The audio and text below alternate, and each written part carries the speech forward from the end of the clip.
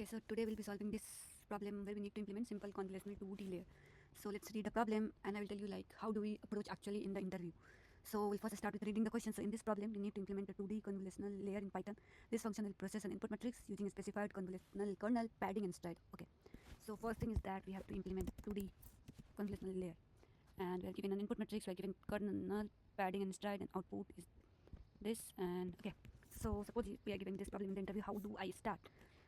So first I'll start with a basic explanation. So a 2D convolutional is basically a sliding window operation where we take a small matrix called kernel. It's also called filter. Try to write it to your coder pad as much as possible so that even if you are not able to complete the question, we still have like things to showcase to the interviewer. So we'll have a filter, and what do? We slide it across an input matrix, like suppose an image, and at each positions we compute element wise like multiplication between kernel and like for now I'm just writing it like that and patch of input whatever we are currently sitting on, and then we sum up all those products to produce a single number, and basically that particular number becomes the output. So and if the interviewer wants to know more about it, you could say like so convolutional is a way of like detecting local patterns.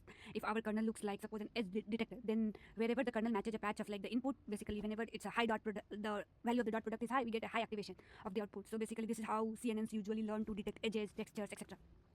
And we have padding, we have stride. So I'll tell you what does this mean, and then we generally have kernel size. So padding is basically like it means how many zeros we add around the border of the input, so that the output gets smaller every time we apply convolution, and the pixels at the border are seen less by the kernel than basically the pixels in the center. So padding fixes these issues, and then stride means basically how many cells we can jump. So we necessarily don't mean to describe it, but if we still like if the interviewer wants to know, we can do that. Generally I would like to first explain my thought process to the interviewer, what we agree, what we disagree, and then what we'll need is kernel size. So kernel size is generally for now I'll write kh into kw. So basically kernel height into kernel width. And so now we have implemented 2D. Okay, so first thing that I would ask the interviewer questions to ask. Okay, first thing we'll ask like, is it a single, like how is the input channel, is it a single channel or like or RGB? So since it's a 2D matrix only, so we'll just assume like single channel. And these are like the clarification questions are very important because it will change our whole code what we are going to write. So here, and this decides basically whether we need to handle the channel dimensions, and basically for a single channel we just only deal with H and W. So basically the height and width. If it would have been like RGB, we would need like it will be 3 channels, so it will be 3 and height and width. So this would be the first question. Then second question we could ask like should we use a single kernel or multiple output channels? Basically in real CNNs we usually have like many output filters. So basically knowing this helps us to limit us to n. So basically, and I think it also mentioned in the here that CN and CHW, so channels, height, width.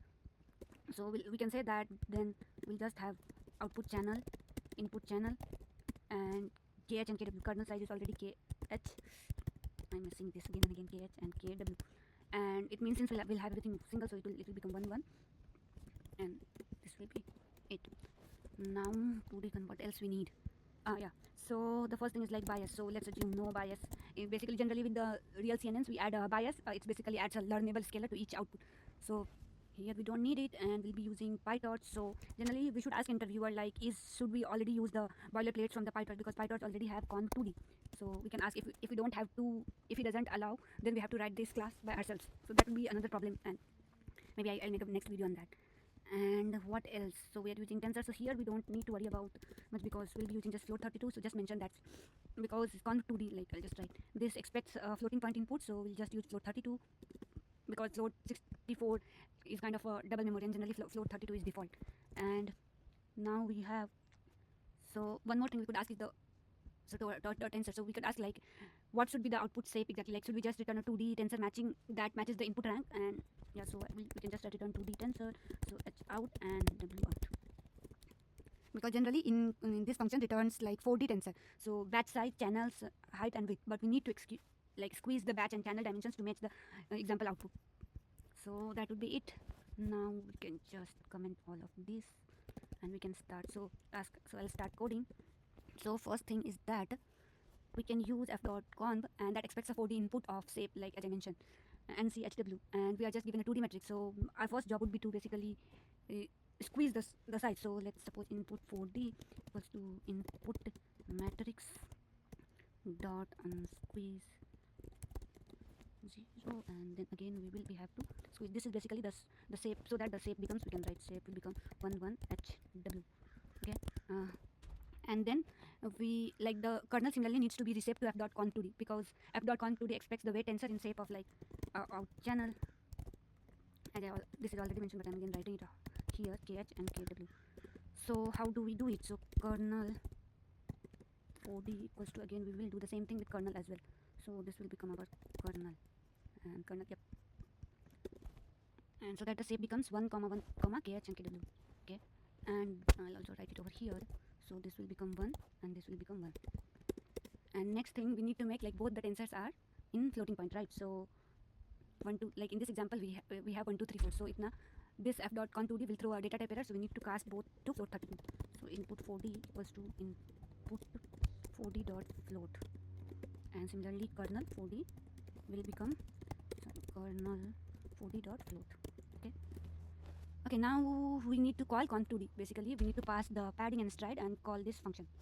So that would be output 4d equals to f dot const2d, and input will be input 4d kernel 4d, and then we'll have our padding equals to padding, and then stride equals to stride. And once we have this, we need to the batch size and the channel dimension, so as to return a clean 2d tensor that will match basically the example output. So output will be our output 4d, and then we again need to, because we unsqueezed it, so we need to squeeze 0 and then again 2 times.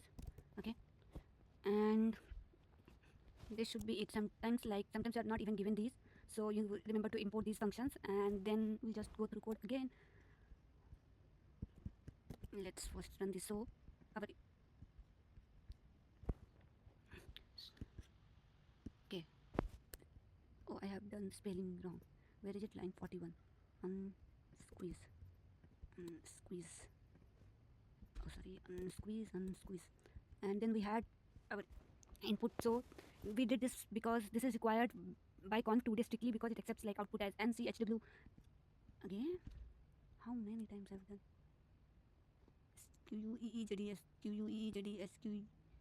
squeezed, where line 41, unsqueeze, line 41, unsqueezed.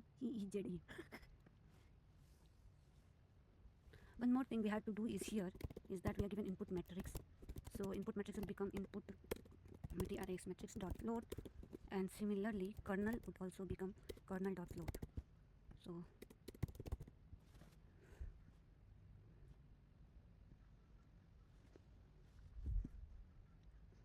there is some issue. Okay, so we'll again go back to the code and see what's this. So we have first converted the input into a float, and kernel also into a float. Then our 4d input matrix unsqueeze 0, kernel 4d is kernel 4d unsqueeze 0. This is correct for now. Let's, so output 4d is input, then kernel, then padding, and instead this is correct. Oh sorry, we haven't returned output, so we'll return the output, and let's see. This time it should go through. So by the time it is running, yeah, so some of the bottlenecks that we could tell, like optimizations we could tell the interviewer, is that the first thing is that we are calling on squeeze like twice in like for row for both input and kernel. So this will create an intermediate view, which is fine, but for better code we could just write like,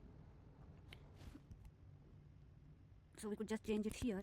If not, input matrix dot is floating point, then we'll do this. And similarly, like basically why did we do this is basically we avoid an unnecessary copy when the tensor is already in the float d type. And we could also, like here, one more thing that I feel like that's not necessary, but we could do it, is that we have squeeze 2 times. So let's try to do it this way. And then basically indexing with none adds dimensions in a single operation, so rather than creating 2 views. So we could do this one. And what else we could do? What if not? So if not, and again for kernel also I could write this, but I don't think that is necessary. But if the interview needs more optimized, so kernel, and then input matrix is fine. Kernel also we could do the same way, and here output will remain same, and then instead of unsqueezing it 2 times we could just do squeeze. So let's try run it. I think this is the what? If not, it needs a floating point. What is this? Oh,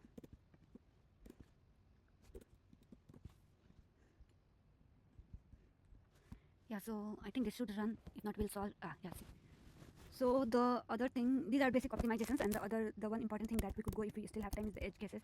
So first, generally with every question, like every problem, I just go with like if empty. So what if like we have empty tensor, that means height is 0 and width is 0. In this case, like our f dot con 2D will return a 0 tensor, basically 0 spatial dimension. So we should just validate input, and this would basically, so we'll get torch dot empty and 0 0. So this will ideally will raise a clean error, so that's fine for us.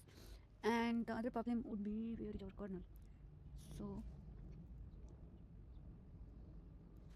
see, so the formula of H output is basically when we have like output spatial index, like I means basically row index output and j means column index. So we have, like, for now I'll just mention I comma j, and m comma n is basically kernel spatial index. So and so our H output is basically like in CNNs are in plus basically, so it's H in plus minus k H, that's what we are using by S plus 1, and similarly W output is like that. So we'll verify with our example here. H in is 4, H out, W in is also 4, padding equals to 1, and stride equals to 2 as given in our example. So KH will be equals to, because kernel height equals to kernel width equals to, now we'll check H, like what is our height of the output. So that will become 4 plus 2 into 1 minus 2, right? And by 2, this is like bracket plus 1. So this will become 4 plus 2, 6 minus 2, 4 by 2, and 2 plus 1, 3. So this is our H out. See? And then W out should also be 3. So that will be 3 as well. So we will have 1, 2, 3, 3 cross 3. So that validates, and we could go through more of the examples, but this is the basic example generally we should go through. And what else? We could mention things like what if like the kernel side, like what if the kernel is larger than the input, even like suppose, so KH is greater than yes, H plus 2P. What if kernel KH is greater than H plus 2 times padding? So the output dimension formula will give a non-positive values, right? So like input is 2 2, kernel is like 5 5, padding is 0. So in that case, it now will f dot const 2D will throw the error. And similarly, like if stride is larger than the input, so if stride is larger than input, basically input is again H plus 2P. So if stride is larger than H plus 2P, then in that case, like if we test with like output is like, so input is 2 2, kernel is, this is second case, so kernel is let's suppose kernel is 1 1, and then stride is like greater, so stride is very big number 10 or something, so our output shape will be 1 comma 1, right? And yeah, so, and the other thing that we could say, if we have still time and if you have already worked in like production, so I have worked with like a lot of CNNs in production, even vision language models. So what we could see is like generally in production we use CUDNN, so because it picks the fastest algorithm. So like if you have heard of like Vinograd for small kernels or FFT based for large kernels, and there are other algorithms like, sorry, CUDNN. So there is other I was talking about. So this is also best for like IM2 call. And then so for very deep CNNs we also use like fused convolutional kernel that combines like convolutional with batch normalizations along with ReLU into one GPU kernels. And if our sequence length, or in our case like image resolution, is scaled from like very basic 512 multiplied by 512 to 10,000 or 10,000, like, so naive convolutional basically becomes infeasible. So we would do like process like tiling. I think you, like if you have worked with CNN you will know, but it's a good read. So basically it processes the image into patches that fits in the GPU memory, and then we also work with mixed precisions and gradient checkpointing for training and things like that. So yeah, that's how we go on implementing this simple 2D like layer. But in our interview questions they might ask for implement the full convolutional layer, so we would again then use, but most of the classes will be given. So yeah, that's about it. Thank you. If you like my video, please subscribe. I'll be putting a lot of more questions that comes in actual interview, and how we should approach these kinds of questions in interview. Thank you so much. Bye.